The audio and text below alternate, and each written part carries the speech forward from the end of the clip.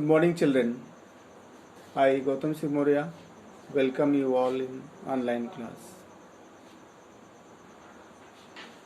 Today's topic is health and hygiene. Lesson number 8. First of all, I want to explain what is health. Health is a state of a person's physical, mental, and social well-being. To maintain a healthy body, a sufficient quantity of right type of food is needed. The diet should contain the right amount of carbohydrate, fats, proteins, vitamins, and minerals. It is called as balanced diet. Absence of any primary nutrients in our diets leads to malnutrition. Malnutrition is a disorder in our body due to the shortage of nutrients. In order to maintain a good health, accept a balanced diet, the personal hygiene and environmental cleanliness is a major necessity. It is because disease-causing germs or pathogens rapidly multiply or thrive in the dirty or unclean environment. So, here are some tips to maintain good health. If we follow these tips in our life, we will not fall sick. We will always remain healthy,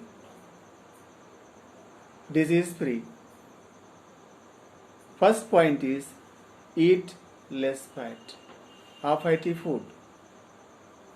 Second point is eat less sugar. Third point is eat less salt. Fourth point is eat more fibers.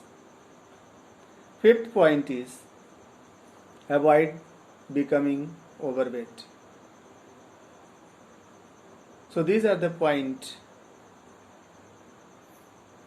If we follow, we remain healthy. Good health is a necessary condition for our purposeful existence in this world. So here are certain characteristics of the healthy persons. We must know these characteristics so that we can identify who is healthy, who is unhealthy. So these characteristics are: healthy person has no disease. He is free from disease. Healthy person is no handicap. He has no mental problem. He has no social tension. He has no anxiety. So these are the important characteristics of the healthy person. On the basis of these characteristics, we can find out who is healthy and who is unhealthy. Here are some points which we do not forget. We should always keep in our mind to be healthy. First point, to clean our body regularly. We must clean our body regularly because germs or pathogens gather on our body surface. So, when we clean our body while bathing, these germs are removed from our body. Otherwise, they may enter our body and affect our immune system, disturb our immune system. Second point, to clean our tongue and teeth twice in a day. tongue and teeth provide surface for the microbes or germs. If we do not clean, they will destroy our teeth.